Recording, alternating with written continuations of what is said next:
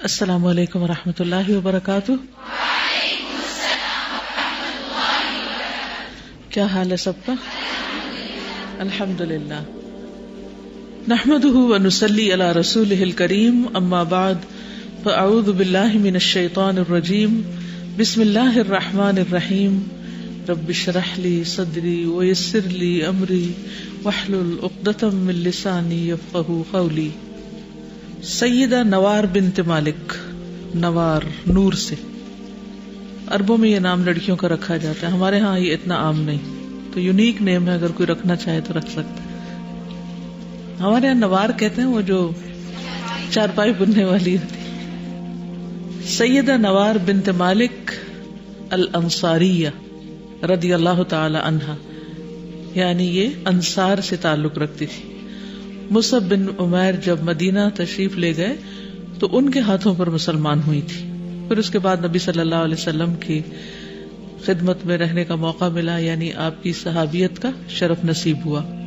ان کا اپنا نام نوار تھا، والد کا نام مالک بن حرمہ تھا، اور خامند کا نام ثابت بن ضحاک بن زید تھا۔ ثابت، شادی کے بعد 2 بیٹے پیدا ہوئے، ایک کا نام زید بن ثابت تھا۔ کون تھے زید بن ثابت؟ کاتب وحی تھے، اور انہوں نے کوئی خاص کام کیا تھا؟ قرآن مجید کی کمپلیشن کا کام جب شروع ہونا تھا تو اس وقت حضرت ابوبکر اور حضرت عمر نے ان کو بلا کر ان سے مشورہ بھی کیا، اور 4 افراد کی کمیٹی بنائی گئی تھی، ان کا انہیں ذمہ دار بنایا گیا۔ ان کی ایک اور خصوصیت بھی ہے، 15 دنوں میں، اور بعض روایات میں آتا ہے 17 ڈیز میں انہوں نے ہیبرو لینگویج سیکھی تھی، لکھنا بھی اور پڑھنا بھی۔ تو آپ کے لیے عربی سیکھنا کچھ مشکل نہیں ہونی چاہیے۔ شادی کے بعد 2 بیٹے پیدا ہوئے، ایک کا نام زید بن ثابت اور دوسرے کا نام یزید بن ثابت تھا۔ کتنے ملتے جلتے نام ہیں، ایک میں یا کا اضافہ ہے۔ جب ان کا پہلا خامند ثابت فوت ہو گیا تو ان کی شادی عمارہ بن حزم، اور بعض روایات میں عمار بن حزم آتا ہے، ان کے ساتھ ہوئی، اور اس سے ایک بیٹا پیدا ہوا جس کا نام مالک تھا۔ سیدہ نوار کا گھر مسجد نبوی کے ساتھ تھا۔ یہ بھی ان کی ایک بڑی خصوصیت ہے کہ انہیں مسجد نبوی کے جوار میں، یعنی ہمسائیگی میں رہنے کا شرف نصیب ہوا۔ علامہ ابن سعد اپنی کتاب طبقات میں لکھتے ہیں کہ سیدہ نوار رضی اللہ تعالی عنہا فرماتی ہیں، کان بیتی اطول بیت حول المسجد، میرا گھر مسجد کے ارد گرد جتنے بھی گھر تھے ان میں سب سے زیادہ لمبا تھا یا اونچا تھا، یعنی بلند تھا۔ جب تک مسجد نبوی کی تعمیر نہیں ہوئی تھی، سیدنا بلال ان کی گھر کی چھت پر چڑھ کر اذان دیتے تھے، تو ان کا گھر اس اعتبار سے بھی بہت مبارک تھا کہ اس پر سب سے پہلے اذان دینے کا سلسلہ شروع ہوا۔ جب مسجد تعمیر ہو گئی تو مسجد کی چھت پر اذان دی جانے لگی، پھر مسجد کی چھت پر اذان کے لیے اونچی جگہ بنا دی گئی، مئذنہ اس کو کہتے ہیں، ٹھیک ہے، جس جگہ اذان دی جاتی ہے اس کو کیا کہتے ہیں؟ مئذنہ۔ لاؤڈ سپیکر کو بھی اب کہتے ہیں مئذنہ۔ سیدہ نوار رضی اللہ عنہا کے لیے مبارک ہو کہ ان کے گھر کو اللہ تعالیٰ نے اسلام کا ایک بہترین مینار بنا دیا۔ جب سیدنا بلال گھر کی چھت پر اذان کی صدا بلند کرتے ہوں گے اور انوار کی کرنیں چاروں طرف پھیلتی ہوں گی تو کتنا دلکش منظر ہوتا ہوگا، اور خود جو اس کے نیچے تھے، جیسے یہاں پر آپ کے ہاسٹل کے اوپر ایک سپیکر لگا ہوا ہے، تو جب اذان ہوتی ہے تو بالکل دل کی کیفیت ہی بدل جاتی ہے، انسان کہیں سے کہیں پہنچ جاتا ہے، ایک دم دنیا سے دل منقطع ہو جاتا ہے اگر اچھی اذان ہو۔ اذان کے الفاظ سورج کی کرنوں کے مانند 4 سو پھیلتے ہوں گے اور لوگوں کو اللہ کے حضور جھکنے کی دعوت دیتے ہوں گے۔ یہ پربہار منظر کتنا حسین تھا، اس گھر کی عظمت اور شرف کی کیا کہنے، جس سے لوگوں کو اللہ کے ذکر کی خاطر بلایا جاتا، یعنی گھروں میں سے وہ گھر مبارک گھر ہے جس میں لوگوں کو اللہ کے ذکر کے لیے بلایا جاتا ہے۔ جس گھر سے روزانہ 5 بار لوگوں کو اللہ تعالیٰ کے شاعر کو یاد کرانے کی تلقین کی جاتی، تو اس گھر کی عظمت اور بلندی کے کیا کہنے۔ لیکن یہ گھر ایک اور اعتبار سے بھی بہت مبارک تھا، اور وہ یہ کہ سیدہ نوار بنت مالک وہ خوش قسمت خاتون تھی جن کے ہاتھ کا بھیجا ہوا کھانا نبی صلی اللہ علیہ وسلم نے سب سے پہلے مدینہ میں کھایا تھا۔ نبی صلی اللہ علیہ وسلم جب مدینہ تشریف لائے تو اس وقت سب سے پہلا کھانا جو آپ کے لیے پہنچا تھا وہ انہی سیدہ نوار کا تھا جو گھی اور دودھ میں بھیگی ہوئی روٹی کا پیالہ تھا، اور نبی صلی اللہ علیہ وسلم نے اس میں سے کھایا. آپ نے اپنے صحابہ کو بلایا اور ان سب نے بھی کھایا، اور پھر آپ نے ان کو دعا دی بارک اللہ فیک، یعنی حضرت زید جو لے کر آئے تھے کھانا، وہ پیالہ لے کر آئے تھے تو آپ نے ان کو دعا دی تھی بارک اللہ فیک وفی امک، اللہ تمہیں اور تمہاری ماں کو برکت عطا کرے کہ جنہوں نے یہ کھانا کھلایا. اس سے کیا بات پتہ چلتی ہے؟ اس سے کیا سبق ہم خواتین کو ملتا ہے؟ کس کس کو کھانا پکانا آتا ہے؟ ماشاءاللہ. لیکن ابھی بھی کچھ ہاتھ نہیں کھڑے، یا تو انہوں نے سستی کے مارے نہیں اٹھائے یا پھر وہ واقعی نہیں پکانا جانتے. کھانا پکانا ضروری ہے، آنا چاہیے. صحیح والا آنا چاہیے یا جلانے والا آنا چاہیے؟ اس کے لیے کیا چاہیے ہوتا ہے؟ اس کے لیے کیا چاہیے ہوتا ہے کہ کھانا صحیح پکے، اس کی غذائیت بھی باقی رہے اور اس کی لذت بھی باقی رہے. کھانا پکانے کا شوق یا محبت یا توجہ چاہیے ہوتی ہے، ذمہ داری کا کام ہے، اس پر خاندان کی صحت کا انحصار ہے. جی، محبت کا اظہار بھی ہوتا ہے، اور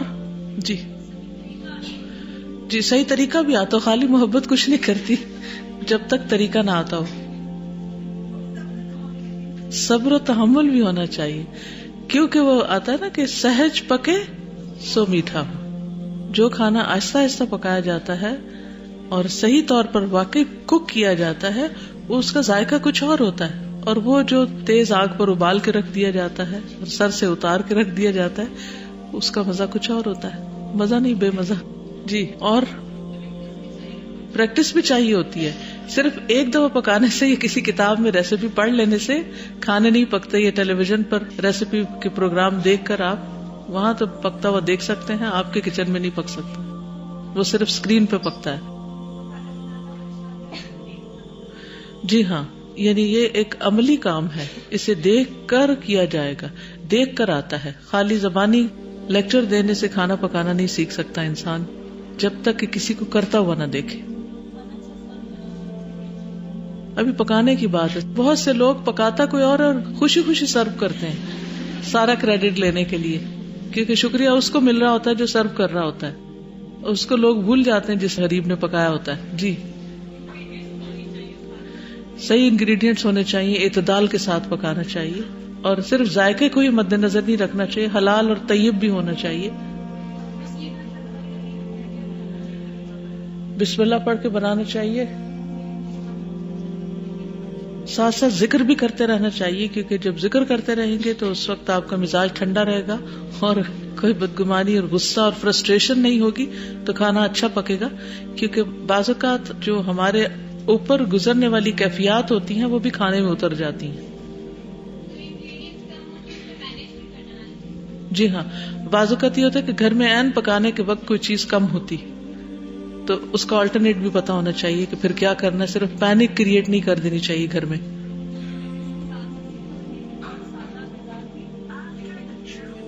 جی ہاں، یعنی ان کی غذا سادہ تھی لیکن نبی صلی اللہ علیہ وسلم کو پسند آئی تھی. جی عابد.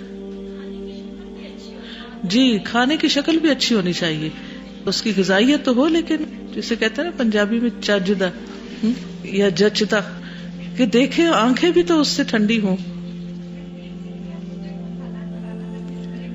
یس، بہترین صدقہ جو جنت میں لے جانے والے کاموں میں سے ہے وہ کیا ہے؟ بھوکے کو کھانا کھلانا. اگر اس اسپرٹ کے ساتھ، اس جذبے کے ساتھ پکائیں گے تو اس کا اجر کچھ اور ہی ہوگا. اور پھر یہ بھی ہے کہ آپ کس کے لیے پکا رہے ہیں، یہ بھی بہت اہم ہوتا ہے. اب اگر آپ کو کھانا پکانا ہی نہ آتا ہو اور آپ مدینہ میں بھی رہتے ہو اور آپ کا سب سے اونچا گھر بھی ہو، تو آپ یہ سعادت تو حاصل نہیں کر سکتے کہ سب سے پہلا کھانا آپ کا ہو. اس کے بعد دوسرا کھانا جو آیا تھا وہ سعد بن زرارہ کا تھا. اس سے یہ بھی پتہ چلتا ہے کہ کس طرح صحابہ کرام نے اتنی ڈیٹیلز بھی یاد رکھی اور پھر ان کو آگے نریٹ بھی کیا اور وہ تاریخ کا حصہ بنی، اور ان لوگوں کے نام اس میں شامل ہو گئے جو ہمارے لیے ایک بہترین مثال بن گئے. جی ہاں، تکلف نہیں ہونا چاہیے بہت. سر سے اتارنے والا کام نہ کرے، صبر و تحمل کے ساتھ، ضبط کے ساتھ کام کرے. کل ہے ویکینڈ اور آپ کا ہوم ورک ہے کھانا پکانا. بہت سے لوگوں کو شوق ہوتا ہے ویکینڈ پہ باہر جا کے کھانا. یہ کوئی کمال کی بات نہیں، اس میں آپ کو وقت مل جاتا ہے. اور پھر یہ ہے کہ خاص طور پر خاتون خانہ ہونے کی ناطے جب تک کچن سے کوئی کنیکشن نہ ہو تو لگتا ہی نہیں کہ آپ اس گھر میں رہتے ہیں. جی پکاتے ہوئے بار بار اس کو چکھنا نہیں چاہیے. یس ویری امپورٹنٹ، بہت ہی امپورٹنٹ بات ہے کہ پکاتے ہوئے ریسورسز کا ویسٹ نہیں ہونا چاہیے. بعض لوگ پیاز کاٹتے ہیں تو صرف اس کا اوپر کا جو حصہ ہے اس کو کاٹنے کی بجائے ساتھ اصل پیاز بھی کاٹ کے پھینک دیتے ہیں. پھر ایک لیئر صرف اتارنے کے بجائے دو لیئر اتار کے پھینک دیتے ہیں. اسی طرح باقی سبزی بھی کاٹتے وقت اوپر کا چھلکا اس طرح اتارتے ہیں کہ سارے وٹامنس، ساری غذائیت بن میں چلی جاتی اور آپ فارغ بیٹھ جاتے. جی ویری گڈ. صفائی کا خیال رکھنا چاہیے کیونکہ قرآن مجید میں بار بار یہ تاکید کی گئی کہ کھانا جو ہے وہ حلال ہی نہیں طیب بھی ہو، پاک بھی ہو. جی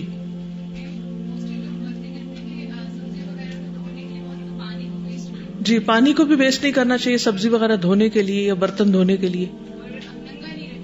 ننگا نہیں رکھنا چاہیے، یعنی جب آپ پاس کھڑے ہیں اس وقت تو ننگا ہو، لیکن کھلا چھوڑ کے آپ ادھر ادھر گھر میں گھومنے آپ کو نہیں معلوم کوئی چھپکلی گر گئی اس میں، کوئی اور چیز آ گری ہے، کوئی مچھر گر گیا، کوئی مکھی گر گئی ہے، تو اس چیز کا بہت زیادہ لحاظ رکھنا چاہیے. جی جی ہاں سر بھی کور ہونا چاہیے تاکہ بال بھی نہ پکے ساتھ میں اس سے. جی جو برتن ساتھ استعمال کریں ان کو بھی ساتھ ساتھ سمیٹتے جائیں. یہ نہیں کہ جب کچن میں کھانا پک چکے تو وہ ایک یوں لگے کہ جیسے قیامت برپا ہوئی، طوفان برپا ہوا یہاں کوئی. جی جی ویری گڈ. اگر آپ افورڈ کر سکتے ہو، بلکہ تھوڑا پانی زیادہ ڈالیں تو افورڈ ہو ہی جائے گا انشاءاللہ، کہ نیبرز میں یا دوسروں کو بھی اس میں حصہ دے دیا جائے. یعنی میک شور کہ آپ کے کھانے میں کسی نہ کسی اور کا حصہ آپ کے گھر والوں کے علاوہ ضرور ہو. یعنی اگر آپ اس کی نیت کر لیں گے تو انشاءاللہ اللہ تعالیٰ ضرور ایسے اسباب پیدا کرے گا کہ صرف آپ ہی نہیں کھائیں گے، کوئی اور بھی ساتھ آپ کے کھا سکے گا. اور اس میں آپ دیکھیے کہ سبقت لے گئی، وہ سبقت لے گئی، پہل کر لی انہوں نے. کتنی بڑی بات ہے. تو جب میں نے یہ واقعہ پڑھا، یہ اس کتاب میں نہیں کسی اور سے پڑھا تھا میں نے، جب یہ واقعہ میں نے پڑھا تو سب سے پہلے مجھے یہی خیال آیا کہ سابقون میں شامل ہونے کے لیے خواہ وہ کھانا کھلانا ہی کیوں نہ ہو تو کیا کوالٹیز ہوتی ہیں. سورۃ الواقعہ میں آتا ہے نا کہ 3 گروہ ہوں گے، ایک مقربون کا اور ایک صالحین کا اور ایک جو غیر صالح ہیں، یہ کفار ہیں ان کا. تو اس میں ہر ایک کا دل چاہتا ہے کہ ہم مقربین میں سے ہوں. تو مقربین کون ہوتے ہیں، کوئی بتائے گا مجھے؟ سورۃ الواقعہ کی روشنی میں السابقون السابقون اولئک المقربون. سبحان اللہ، یہ قرآن نے ڈیفینیشن بتائی ہے مقرب ہونے کی. فالسابقون السابقون اولئک المقربون، جو کسی بھی نیکی کے کام میں پہل کر لیتے ہیں، پائنیئرز بن جاتے ہیں، روایات ڈال دیتے ہیں، آگے نکل جاتے ہیں، وہی مقربون بن جاتے ہیں.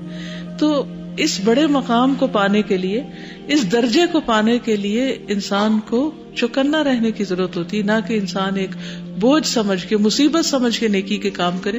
جو لوگ مصیبت سمجھ کے نیکی کے کام کرتے ہیں وہ مقربون میں سے نہیں ہو سکتے. وہ تو بس صرف ایک حاضری لگانے آئے اور لگا کے بس وہ بھاگ رہے ہیں. کوئی بھی کام ہو، چاہے کھانا پکانے کا ہو، چاہے پڑھنے کا ہو یا پڑھانے کا ہو، نیکی کا کوئی بھی کام ہو، اس میں خوشی خوشی آگے بڑھنے کی کیفیت ہو کہ میں سب سے پہلے ہوں. جیسے ہم کسی چیز کو لینے کے لیے، کسی چیز کو حاصل کرنے کے لیے عموماً بھاگتے ہیں نا کہ پہلے مجھے مل جائے. خصوصاً بچے آپ دیکھیں گے نا، کچھ بٹ رہا ہو یا کچھ، بڑے بھی تو کیا کرتے ہیں، سب سے پہلے دھکم پیل کر کے، جیسے بک سٹور پر بعض اوقات آتی ہے کہ پہلے ہماری باری آ جائے تو لائن نہ بنانی پڑے، یعنی ایک کے اوپر ایک آگے کر کے کہ میرا نمبر پہلا. تو اتنی ہی ہرس کم از کم یا اس سے زیادہ نیکی کے کاموں میں ہونی چاہیے کہ میں پیچھے نہ رہ جاؤں، میں خیر کے کام سے محروم نہ رہ جاؤں. یہ بے حد ضروری ہے اگر آپ واقعی مقرب بننا چاہتے ہیں. اور اگر مقرب بنیں گے تو اس کا فائدہ کیا ہوگا، کیا حاصل ہوگا؟ صرف جنت ملے گی؟ جنت تو دوسروں کو بھی ملے گی، عام جو صالحین ان کو بھی جنت ملے گی. نعمتوں والی جنت میں ہوں گے، اللہ کا دیدار نصیب ہوگا. یعنی وہاں مرتبے اونچے ہوں گے، بلند ہوں گے، اور جنت کے 100 درجے ہیں وہ اعلیٰ درجات میں ہوں گے، اور وہ درجے ہمیشہ ہمیشہ کے ہیں. اور یہ دنیا اور یہ وقت بہت جلد گزر جانے والا ہے. اور پھر آپ دیکھیے کہ بعض اوقات نا ہم بہت سجاوٹوں بناوٹوں اور بہت تکلفات میں پڑے رہتے ہیں جس کی وجہ سے بھی ہم پیچھے رہ جاتے ہیں. انہوں نے کیا کیا، پیالے میں دودھ ڈالا ہوگا اور اس میں روٹی توڑ کے ڈالی اور اوپر سے گھی کا بگار دے دیا ہوگا، یا ویسے گھی ڈال دیا ہوگا اور کھانا تیار اور پیش کر دیا. ٹائملی کیا. کسی چیز کو ٹائملی کرنا سب سے بڑی بات ہوتی ہے. بعض اوقات گھر والے بھوکے بیٹھے رہتے ہیں اور وہ بچے پلیٹیں کھٹکا رہے ہوتے ہیں یا چمچے پلیٹوں پہ مار رہے ہوتے ہیں، لیکن مائیں جو ہیں وہ صرف اپنے مخصوص طریقے سے نیچے نہیں اترتی ہیں اور اس طرح ڈیلے کر دیتی ہیں. تو ان چیزوں سے بھی بچنے کی ضرورت ہے. بہرحال یہ ان کو اللہ سبحانہ وتعالیٰ نے خصوصیت عطا کی، اور ہم سب اپنے دلوں میں جھانک کر دیکھیں کہ کھانا پکانے کے عمل کو ہم کس نظر سے دیکھتے ہیں اور کس درجے میں رکھتے ہیں، کیونکہ یہ بہت ضروری ہے. بہت سی خواتین کو یا لڑکیوں کو میں نے یہ کہتے ہوئے اپنے کانوں سے سنا ہے کہ مجھے کھانا پکانا بہت مشکل لگتا ہے، میرے ہاتھ گندے ہو جاتے ہیں، کپڑے گندے ہو جاتے ہیں، کپڑوں میں خوشبو آ جاتی ہے، یا مجھے کھانا پکانے سے کوئی انٹرسٹ نہیں، مجھے تو نہیں پکانا آتا. یہ کوئی فخر کی بات نہیں اور کوئی بڑی بات نہیں ہے، کوئی بڑائی کی بات نہیں ہے. تو اس لیے براہ کرم اپنی نیتوں کو اور اپنے طریقوں کو درست کر لیں تاکہ ہم ان صحابیات کے نقش قدم پر چل سکیں. جی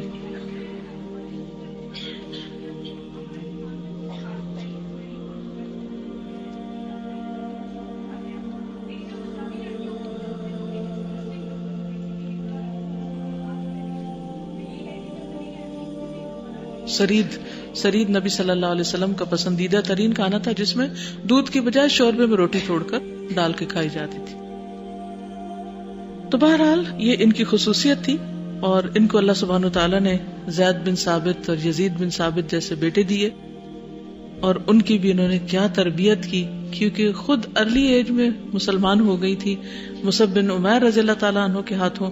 اور مصعب بن عمیر کون تھے، کیا ان کی خاص خصوصیت تھی معلوم ہے آپ کو؟ قرآن کے ماہر تھے، قرآن کے ماہر تھے.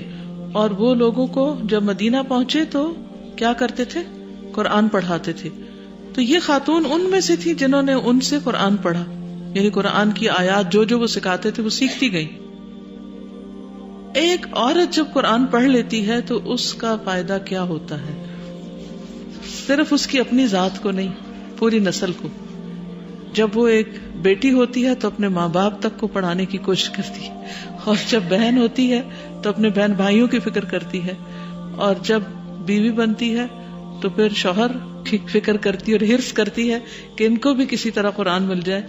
اور پھر جب بچے ہوتے ہیں تو پھر ان کو تو پکڑ ہی لیتی ہے، اور اگر اپنے بچے ہاتھ سے نکل چکے ہوں تو پھر بچوں کے بچوں پہ نظر رکھتی ہے. تو مردوں کے مقابلے میں عورتیں قرآن کی خدمت زیادہ کر سکتی، کیونکہ ان کو تو کمانے کی فکر ہوتی ہے، رزق روزی کی فکر ہوتی ہے. خواتین کو تو ایسا مسئلہ نہیں ہوتا کہ وہ اپنے گھریلو کاموں میں سے وقت نکال کر کچھ نہ کچھ وقت تعلیم و تربیت کے لیے لگائیں. خواہ وہ سارا دن اگر ان کے پاس وسائل ہیں تو سارا دن، اگر ہاف ڈے تو ہاف ڈے، ہفتے میں کچھ دن ہیں، کچھ گھنٹے ہیں، کچھ بھی ہے.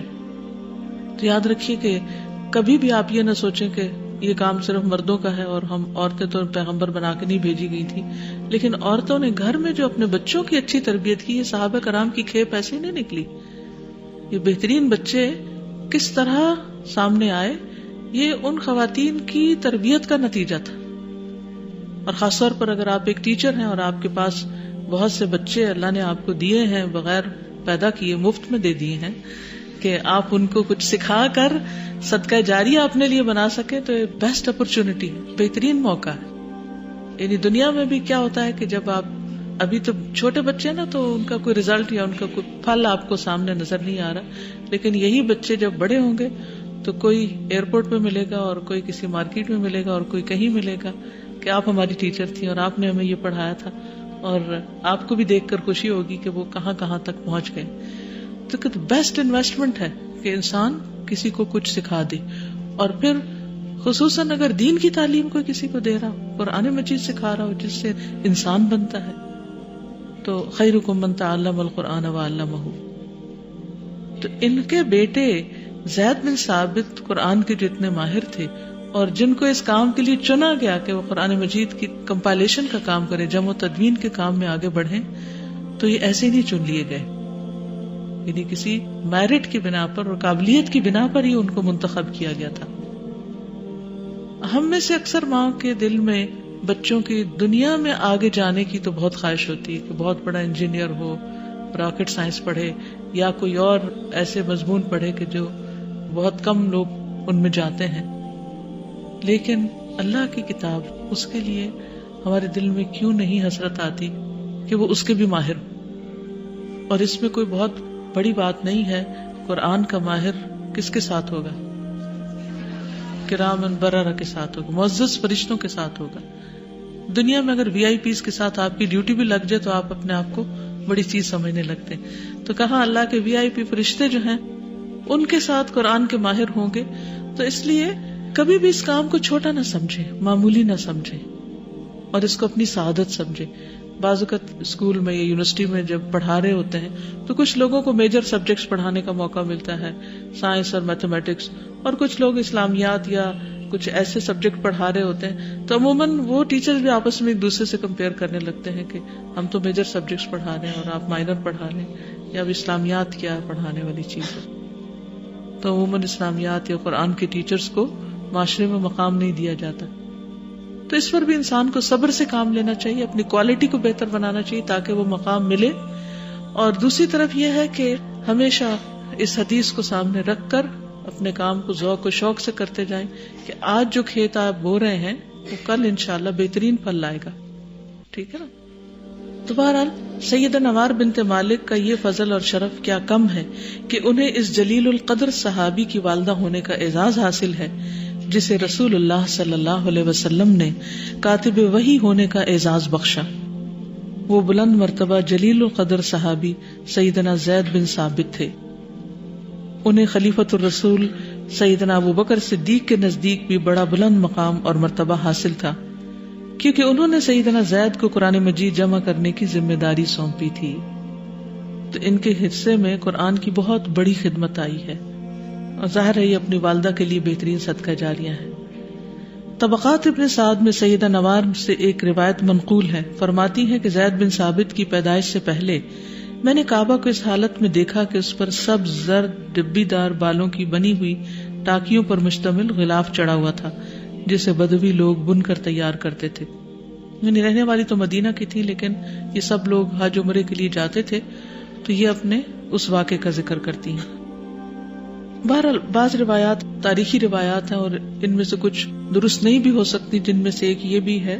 نیچے اگر آپ دیکھیں تو لکھا آپ کو ملے گا طبقات ابن سعد وفی الواقدی وہ متروک الحدیث، یعنی محدثین نے واقدی سے روایت نہیں کیا اور یہ واقعہ جو ہے واقدی کی روایت ہے. اور اگر یہ واقعہ ہمیں نہ بھی پتا ہو تو اس سے کوئی بہت ہمارے علم میں کمی نہیں ہوتی. سیدنا زید بن ثابت پر یہ اللہ تعالیٰ کا فضل و کرم تھا کہ یہ ان 4 صحابہ کرام میں سے ایک تھے جنہیں قرآن حکیم جمع کرنے کی ذمہ داری سونپی گئی. یہ ایک ایسا اعزاز ہے کہ جس کی چمک زمانہ بھر آشکارا رہے گی. امام مسلم نے سیدنا قتادہ سے روایت نقل کی ہے. وہ کہتے ہیں کہ میں نے انس بن مالک سے سنا، وہ فرماتے ہیں جمع القرآن علی عہد رسول اللہ صلی اللہ علیہ وسلم 4 كلهم من الانصار معاذ بن جبل و ابی بن کعب و زید بن ثابت و ابو زید. رسول اللہ صلی اللہ علیہ وسلم کے زمانے میں 4 افراد نے قرآن مجید کو جمع کیا. یہ سب انصاری تھے، معاذ بن جبل، ابی بن کعب، زید بن ثابت اور ابو زید. قتادہ فرماتے ہیں کہ میں نے انس بن مالک سے پوچھا کہ ابو زید کون ہے؟ اس نے کہا کہ یہ میرے چچا ہیں. انس بن مالک کے چچا تھے. سیدنا زید بن ثابت نبی کریم صلی اللہ علیہ وسلم کے ساتھ اپنی پہلی ملاقات کی رودات بیان کرتے ہوئے فرماتے ہیں، اسے امام احمد نے مسند احمد کے جو امام ہیں خارجہ بن زید کے حوالے سے نقل کیا. وہ کہتے ہیں کہ مجھے میرے ابا جان زید بن ثابت نے بتایا کہ جب نبی کریم صلی اللہ علیہ وسلم مدینہ منورہ تشریف لائے تو مجھے آپ کی خدمت میں پیش کیا گیا جیسے اور کس کو پیش کیا گیا تھا؟ انس بن مالک. اب دیکھیے کہ نبی صلی اللہ علیہ وسلم کی عمر 50 سے اوپر ہو چکی تھی جب آپ مدینہ میں تشریف لائے. اب 50 سال سے اوپر ہیں آپ، لیکن آپ کے آس پاس ینگ لڑکے ہیں، ینگسٹرز ہیں، بلکہ بچے کہنا چاہیے، جیسے حضرت انس ہیں، حضرت زید بن ثابت ہیں، یہ 11 سال کے ہیں، وہ 10 سال کے ہیں. اس سے کیا بات سمجھ میں آتی؟ کوئی جنریشن گیپ نہیں ہے، کچھ نہیں ہے وہاں. چھوٹے بچے بھی بڑوں کے ساتھ کمفرٹیبل ہیں اور ان کی خدمت میں کمفرٹیبل ہیں. اور آج آپ دیکھیں کہ کسی کے گھر میں جائیں تو ان کے بچے قریب نہیں آتے، بلکہ قریب لائے نہیں جاتے، اور اگر بچے ساتھ آئیں تو وہ بچوں میں جا کے بیٹھ جاتے ہیں، بڑوں سے سلام دعا، وہ بھی زور زبردستی کا ہاتھ پکڑا کے، وہ منہ ادھر کیا ہوتا ہے اور ماں ہاتھ پکڑا رہی ہوتی، سلام کر لو. یہ اسلامک کلچر نہیں ہے. اس میں دو طرفہ کوشش کرنی ہوگی. سب سے پہلے تو بڑوں کو کوشش کرنی ہوگی کہ بچے ان سے کمفرٹیبل ہوں، بچے ان کی کمپنی میں خوش ہوں. اور بحیثیت ایک ٹیچر کے، آپ کامیاب ٹیچر اسی وقت ہو سکتے ہیں جب آپ کے اسٹوڈنٹس، آپ کے شاگرد آپ سے کمفرٹیبل، وہ آپ سے سوال کر سکیں، آپ سے بات کر سکیں، آپ کے ساتھ شیئر کر سکیں، اپنی کہانیاں بتا سکیں، اپنی وہ باتیں آپ کے ساتھ کر سکیں جو وہ کسی اور کے ساتھ نہیں کر سکتے. تو جب تک آپ کے اندر یہ کوالٹی نہیں، آپ اسلام کے صحیح ایمبیسڈر نہیں ہو سکتے، آپ ایک بہترین ٹیچر نہیں ہو سکتے. اور یہ اسی وقت ہو سکتا ہے جب آپ کا دل اپنے کام یا پیشے میں ہو، آپ کا دل اس میں شامل ہو. اگر دل شامل نہیں تو پھر یہ چیزیں نہیں پیدا ہوتی. پھر تو آپ سب کو فاصلے پر ہی رکھتے ہیں کہ جتنے فاصلے پہ ہوں گے اتنا میرا کام کم ہوگا. بچے آس پاس ہوں گے تو پھر تو مشکل ہو جائے گی. تو یہاں پر آپ دیکھیے کہ ان کو نبی صلی اللہ علیہ وسلم پر پیش کیا گیا اور پھر کہتے ہیں کہ مجھے آپ نے پسند کیا. لوگوں نے کہا اے اللہ کے رسول، یہ بنو نجار قبیلے کا لڑکا ہے، اسے 10 سے زیادہ صورتیں زبانی یاد ہیں. وہی ماں کی کوشش، بچے حافظ بنتے ہیں ماں کی کوششوں سے. کبھی باپ پہ نہ ڈالیں کہ وہ کچھ کروا دے، وہ نہیں کرا سکتا. اکثر مائیں کیا کرتی ہیں، باپ آئے گا تو سبق سنے گا، باپ آئے گا تو ایسا کرے گا ویسے. جو مائیں خود نہیں اس کام میں لگتی ان کے بچے مشکل ہی پڑتے ہیں. عموماً مائیں بچوں کو اسکول بھیج کے سمجھتی ہیں کہ بس سب کچھ ٹیچر کروا دے، یا گھر آ کر کہتے ہیں ٹیوشن پڑھنے چلے جاؤ، وہاں سے ہوم ورک کر لو. خود کچھ بھی نہیں کراتی، خود لے کر نہیں بیٹھتی. اگر آپ کو نہیں بھی آتا تب بھی اگر ان کے آس پاس ہیں تو اس سے ان کو ایک کانفیڈنس ملے گا اور ماں پر ایک اعتماد بھی بڑھے گا. ہماری ماں جانتی، وہ جو ایک مورل سپورٹ ہوتی وہ بھی بہت ضروری ہوتی. تو ان کو 10 سے زیادہ صورتیں زبانی یاد تھی، حفظ کی ہوئی تھی جو آپ پر نازل ہوئی. آپ مدینہ آ رہے ہیں، کہاں سے؟ مکہ سے. اور یہ پہلے سے مدینہ میں موجود ہے. انہوں نے پہلی دفعہ نبی صلی اللہ علیہ وسلم کو دیکھا ہے اور دیکھنے سے پہلے ہی اتنی صورتیں یاد کر چکے ہیں. نبی کریم صلی اللہ علیہ وسلم کو میرے بارے میں یہ سن کر بہت خوشی ہوئی. آپ نے فرمایا اے زید، یہودیوں کی زبان لکھنا سیکھ لو. اللہ کی قسم مجھے ان کے بارے میں اطمینان نہیں، ڈر ہے کہ کہیں وہ میرے خط میں گڑبڑ نہ کر دیں. سیدنا زید بن ثابت فرماتے ہیں کہ میں نے ان کی زبان کو لکھنا سیکھ لیا. 15 دنوں میں نے ان کی زبان میں مہارت حاصل کر لی. کس ذوق اور شوق اور کتنی محنت کے ساتھ انہوں نے یہ سب کام کیا ہوگا، کیسی موٹیویشن ان کو ملی. ہم بعض اوقات بچوں کو بس صرف کھیلنے کے لیے چھوڑ دیتے ہیں کہ ابھی تو ان کی کھیلنے کی عمر ہے، ابھی یہ نہ پڑھاؤ، یہ نہ سکھاؤ، بہت بوجھ ہو گیا. ایسا کچھ بھی نہیں ہے. انہوں نے اپنا وقت لگانا کہیں بھی لگا دیں گے. اگر ان کو پروڈکٹیو چیزیں سکھائیں گے، یعنی کہ ان کا ٹائم پروڈکٹیولی گزاریں گے تو زیادہ بہتر ہوگا بنسبت اس کے کہ ہم ان کو صرف ادھر ادھر بہلاتے رہیں. جب یہودی نبی کریم صلی اللہ علیہ وسلم کی طرف کوئی خط لکھتے تو میں آپ کو پڑھ کر سناتا اور آپ کی جانب سے میں ہی جوابی خط ان کو لکھتا، یعنی آپ کے کاتب بن گئے ہیبرو زبان کے. سیدنا زید بن ثابت نے خلیفہ اول سیدنا ابوبکر صدیق کے دور خلافت میں قرآن مجید جمع کرنے میں حصہ لیا. امام بخاری نے عبید بن سیاق کے حوالے سے بیان کیا ہے کہ سیدنا زید بن ثابت کہتے ہیں کہ مجھے جنگ یمامہ کے موقع پر ابوبکر صدیق نے پیغام بھیج کر اپنے پاس بلایا. کس جنگ کے موقع پر؟ جنگ یمامہ کے موقع. میں حاضر ہوا تو آپ کے پاس عمر بن خطاب بھی موجود تھے. زید بن ثابت کہتے ہیں کہ ابوبکر صدیق نے مجھ سے کہا زید، یہ عمر بن خطاب میرے پاس آئے ہیں، ان کا کہنا ہے کہ جنگ یمامہ میں بہت سے قرآن مجید کے حافظ شہید ہو گئے.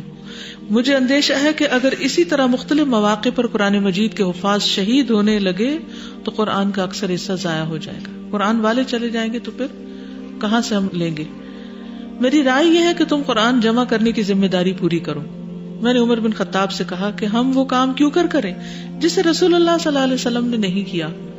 عمر نے کہا اللہ کی قسم یہ کام بہت بہتر ہے. عمر بار بار مجھ سے اپنا مطالبہ دہراتے رہے، یہاں تک کہ اللہ نے مجھے شرح صدر سے نواز دیا۔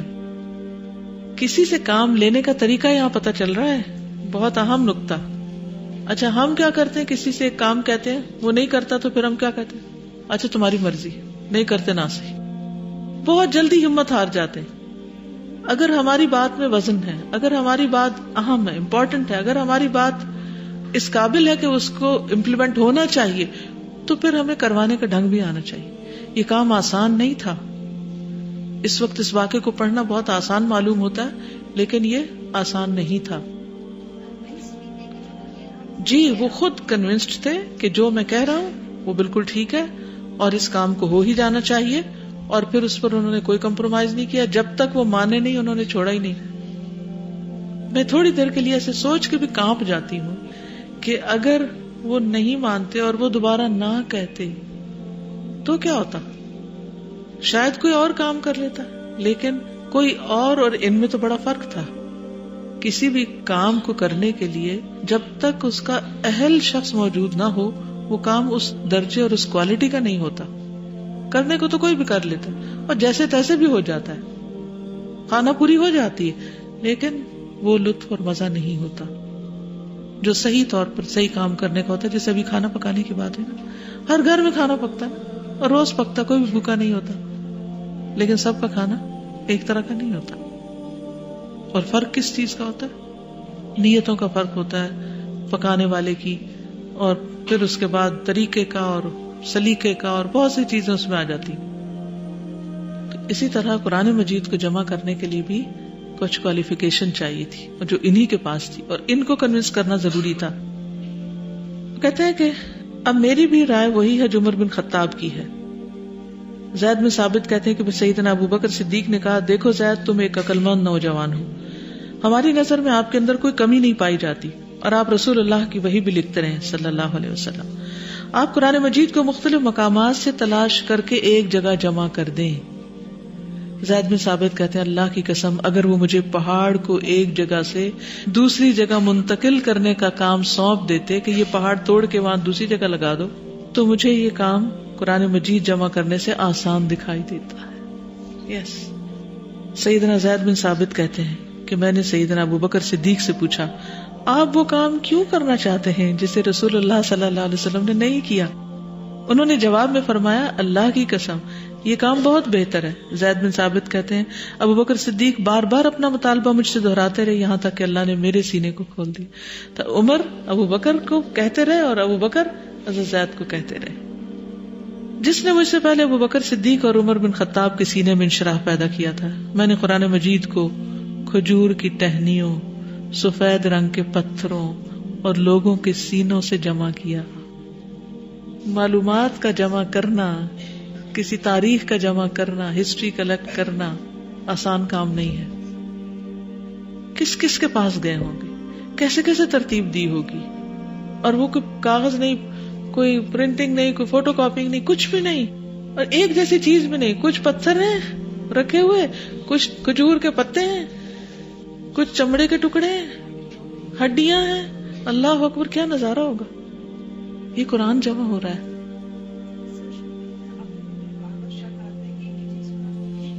کتنی کتنی دفعہ دیکھتے ہیں، اور پھر اس کے ساتھ لوگوں کے سینوں سے۔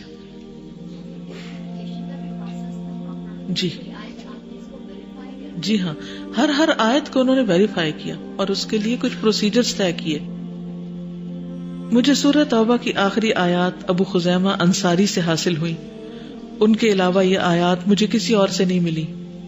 اب اس کے لیے 2 گواہ چاہیے تھے ویریفیکیشن کے لیے، اور وہ یہ آیات تھی، لَقَدْ جَاءَكُمْ رَسُولٌ مِّنْ أَنفُسِكُمْ عَزِيزٌ عَلَيْهِ مَا عَنِتُّمْ حَرِيصٌ عَلَيْكُمْ بِالْمُؤْمِنِينَ رَءُوفٌ رَحِيمٌ فَإِن تَوَلَّوْا فَقُلْ حَسْبِيَ اللَّهُ لَا إِلَٰهَ إِلَّا هُوَ عَلَيْهِ تَوَكَّلْتُ وَهُوَ رَبُّ الْعَرْشِ الْعَظِيمِ۔ تم لوگوں کے پاس ایک رسول آیا جو خود تمہیں میں سے ہے، تمہارا نقصان میں پڑنا اس پر شاق ہے، تمہاری فلاح کا وہ حریص ہے، ایمان لانے والوں کے لیے وہ شفیق اور رحیم ہے۔ اب اگر یہ لوگ تم سے منہ پھیرتے ہیں تو اے نبی ان سے کہہ دیجئے، میرے لیے اللہ کافی ہے، کوئی معبود حقیقی نہیں مگر وہی، اس پر میں نے بھروسہ کیا، اور وہ مالک ہے عرش عظیم کا۔ قرآن مجید کا جو نسخہ میں نے تیار کیا تھا، پہلے وہ سیدنا ابو بکر کی تحویل میں رہا، پھر عمر بن خطاب کے پاس، پھر حفصہ بنت عمر کی حفاظت میں رہا۔ یاد رہے ابو خزیمہ انصاری وہ جلیل القدر صحابی جن کی گواہی کو نبی صلی اللہ علیہ وسلم نے 2 گواہوں کے برابر قرار دی، لہٰذا ان آیات کو قبول کر لیا گیا۔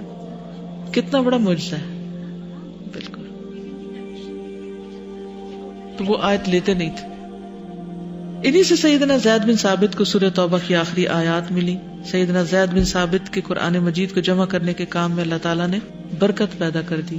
سیدنا زید بن ثابت بھی نجیب تھے اور ان کی والدہ نوار بھی نجیب تھی۔ نجیب یعنی بہت معزز۔ ان دونوں کی نجابت، شرافت اور عظمت کی کیا کہنے۔ اللہ ان پر اپنی رحمت کا سایہ دراز کرے اور انہیں اپنے فضل و کرم سے نوازے۔ اگرچہ صحابیہ کے حالات بہت نہیں ملتے، لیکن جیسے پہلے بھی میں نے عرض کیا تھا کہ بچوں سے ماں باپ پہچانے جاتے ہیں کہ انہوں نے کیسی تربیت کی، وہ کون تھے۔ تو زید بن ثابت کی خدمات کو دیکھ کر اور ان کی شخصیت کو دیکھ کر ان کی والدہ کی شخصیت سمجھ آتی، کیونکہ والدین کا عکس بچوں میں نظر آتا ہے۔ یہاں تک آپ میں سے کوئی کچھ کہنا چاہے، اس کے بعد چند باتیں میں اور ایڈ کروں گی۔ یعنی اہم ترین خصوصیت سیدہ نوار کی کیا ہے؟ استاذہ میں ان سارے جو آپ نے پوائنٹس بولے ان کی روشنی میں ایک بات کہوں گی، قرون اولیٰ کے بارے میں کہا جاتا ہے کہ ایک ہمارے یہاں جو سیکولر تھاٹ ہے کہ ہمارے علماء ہمیں قرون اولیٰ میں لے جانا چاہتے ہیں اور وہ اس کو ایک نیگیٹو سینس میں لیتے ہیں، لیکن جب ہم اس کے بارے میں پڑھتے ہیں کہ وہ کتنے بڑے بڑے کام ان لوگوں نے کیے ہوئے ہیں کہ ہماری سوچ جہاں پہ ختم ہوتی ہے وہاں سے ان کا کام شروع ہوتا ہے، اور وہ ریزلٹس جب ہم اپنی زندگیوں میں دیکھتے ہیں ان کے کیے ہوئے کام کے، تو ہم تو اس نقطے کو پہنچ بھی نہیں سکتے۔ تو کیسے ہم اتنے آرام سے کہہ سکتے ہیں کہ اسلام جو ہے وہ صرف اور صرف بس اعمال کا دین ہے؟ یعنی پریکٹیکل کام آپ دیکھیں کہ کتنے بڑے لیول پہ، میسو اسکیل پہ، چاہے وہ تعلیم ہے، وہ ڈیفینس ہے، وہ کوئی بھی اسکیل ہے، وہ اتنا بہترین طریقے سے ان لوگوں نے کیا مرد ہیں، کیا خواتین ہیں، اور کس نے تربیت کی، کون سے ان کے اتنی بڑی بڑی یونیورسٹی لیول پہ جو ہے ٹریننگ ہوئی۔ ہمارے پاس تو ریسورسز بھی ہیں، ہمارے پاس انٹرنیٹ ہے، ویریفیکیشن کے پروسیس کے لیے بھی جیسے یہاں بات ہو رہی تھی، تو ہم کسی سے بھی پروف ریڈ کرا سکتے ہیں، لیکن انہوں نے کیسے کیا یہ سب، مطلب اٹس امیزنگ۔ بالکل، اصل بات یہ کہ یہ جو غلط فہمی ہے نا کہ پرانے دور میں لے جاتے ہیں، یہ تو قرآن کی شرط ہے، ریکوائرمنٹ ہے ایمان کی، کہ جب تک تمہارا ایمان ویسا نہیں ہوگا تو تمہارا ایمان قابل قبول نہیں۔ تو اگر ہم اپنی روٹس سے کٹنا چاہتے ہیں، اپنی بنیادوں سے دور ہونا چاہتے ہیں، تو پھر تمہارا ایمان ہی خطرے میں، پھر ہم اصل دین پر نہیں ہوں گے، پھر خود ساختہ دین پر ہوں گے۔ جس کے اپنے دانت نکل چکے ہوں اس کو پھر کن دانتوں پہ جینا پڑتا ہے؟ مصنوعی دانتوں پہ۔ تو اصلی دین وہی ہے جو صحابہ کا تھا، اگر ان کو زندگی سے نکال دیا یا ان کے نمونوں کو ہٹا دیا تو پھر تو آپ مصنوعی دین پر ہیں۔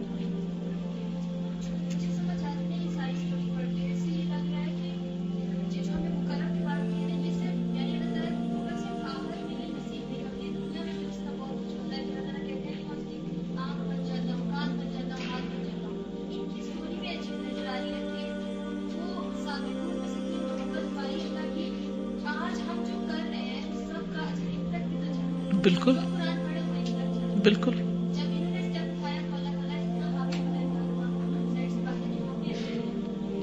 یعنی اپنے گھر کی چھت اس کام کے لیے استعمال کرنے دینا۔ دن میں 5 بار کوئی آپ کے گھر میں آئے، سیڑھی سے چڑھے، اوپر جائے، اذان دے، پھر اترے، آپ ڈسٹرب ہو جائیں گے۔ لیکن جب تک مسجد نبوی کی جگہ نہیں بنی، ان کا گھر اس کام کے لیے استعمال ہوتا رہا۔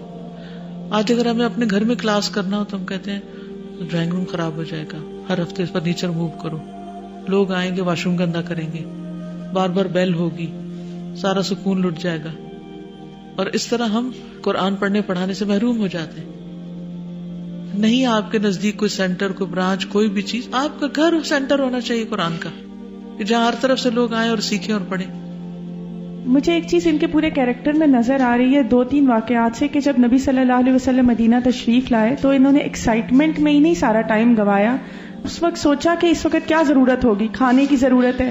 پھر ان کا بیٹے کے بارے میں کہ نبی صلی اللہ علیہ وسلم آئے بھی نہیں ہیں اور ان کو قرآن کی آیات سکھا دی ہیں کہ وہ آئے ہیں۔ ابھی آپ نے کہا بزرگوں سے ملنے کا، تو یہ ماں باپ ہی سکھاتے ہیں نا، اس شخص کی محبت ڈالی کہ جب وہ آئے تو وہ اتنا کمفرٹیبل تھے کہ انہوں نے فوراً جا کے بتا دیا۔ ہمارے بچے کو تو کلمہ سنانے کو کہتے ہیں، کسی کو تو وہ 10 گھنٹے شرمائے گا پھر منہ سے 2 لفظ نکالتا ہے۔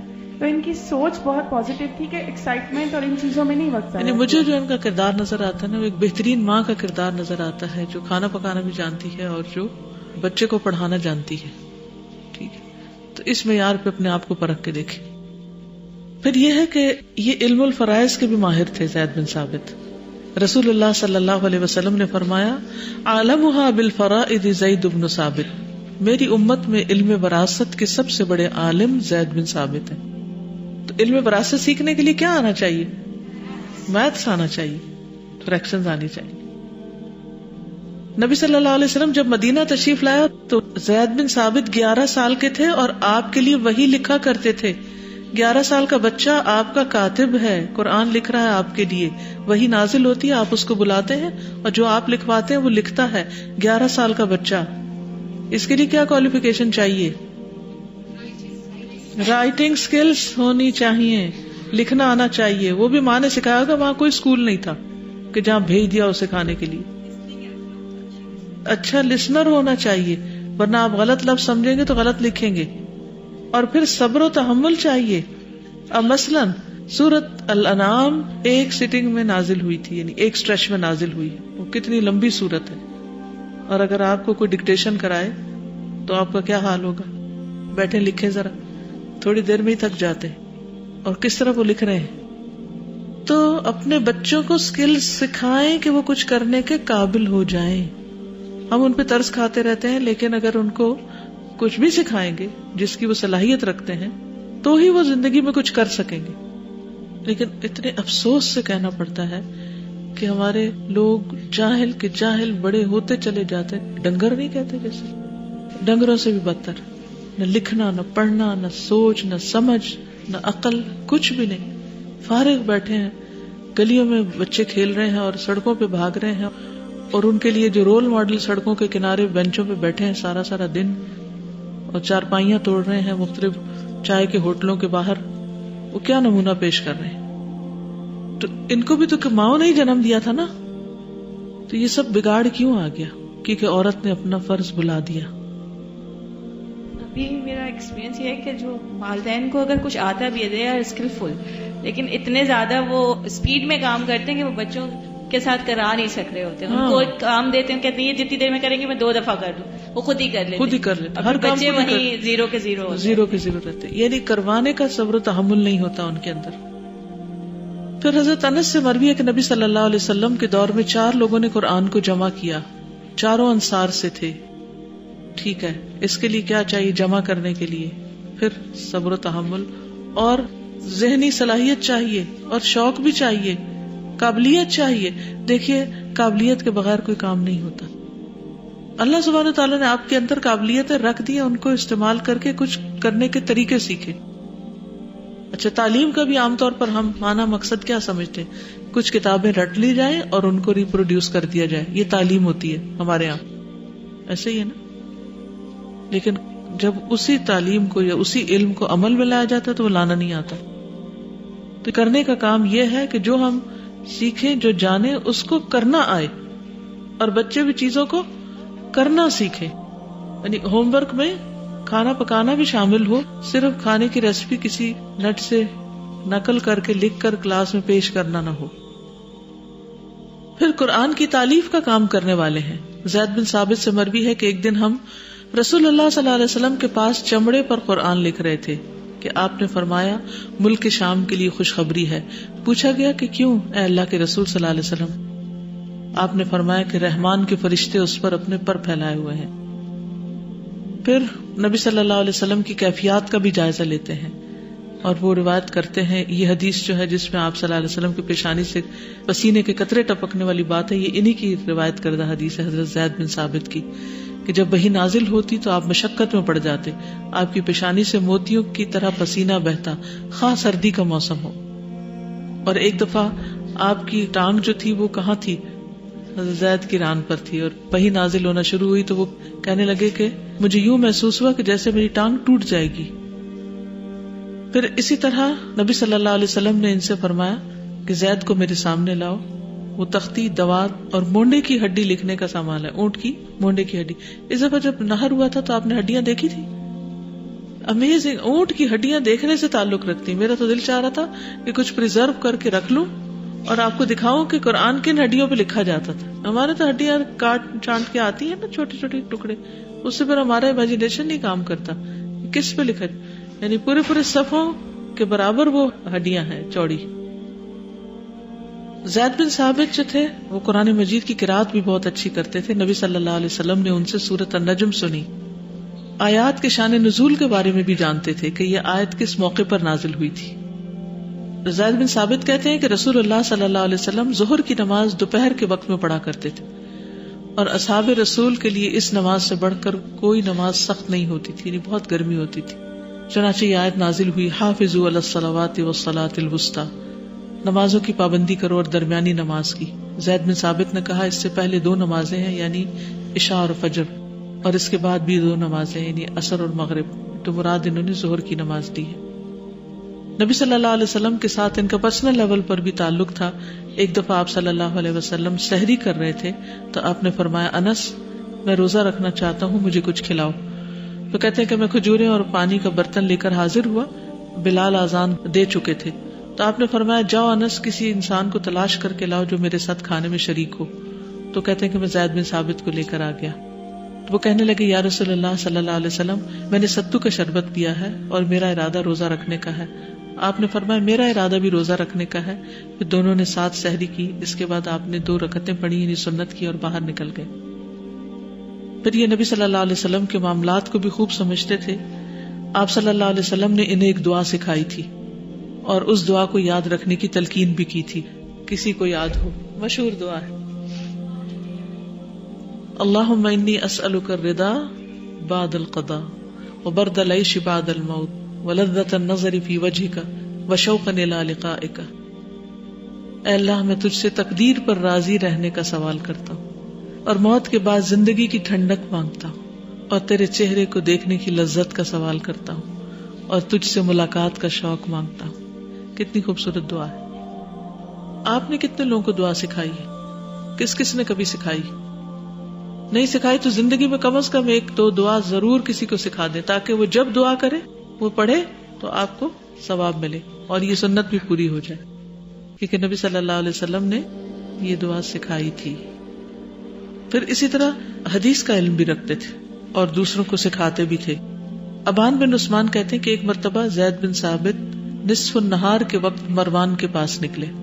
ہم آپس میں کہنے لگے کہ مروان نے اس وقت اگر انہیں بلایا ہے تو یقیناً کچھ پوچھنے کے لیے بلایا ہوگا. چنانچہ میں اٹھ کر ان کے پاس گیا اور ان سے یہی سوال پوچھا. انہوں نے فرمایا, ہاں, اس نے مجھ سے کچھ چیزوں کے بارے میں پوچھا ہے.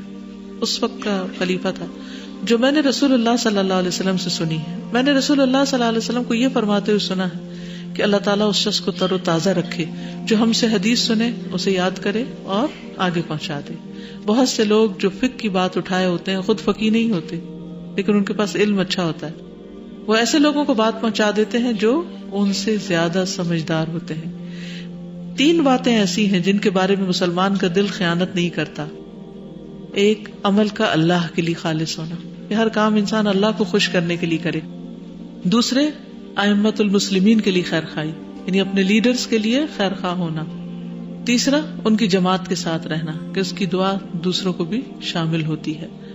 اور فرمایا, جس شخص کا غم ہی آخرت ہو اللہ اس کے متفرقات کو جمع کر دیتا ہے, یعنی بکھری ہوئی چیزیں سمیٹ دیتا ہے اور اس کے دل کو غنی کر دیتا ہے, یعنی دنیا سے اس کا دل اٹھ جاتا ہے, بے نیاز ہو جاتا ہے اور دنیا ذلیل ہو کر اس کے پاس آ جاتی ہے. اور جس شخص کا مقصد ہی دنیا ہو اللہ اس کے معاملات کو متفرق کر دیتا ہے اور اس کی تنگ دستی کو اس کی آنکھوں کے سامنے رکھ دیتا ہے, اور دنیا پھر بھی اسے اتنی ہی ملتی ہے جتنی اس کے مقدر میں لکھی ہوئی.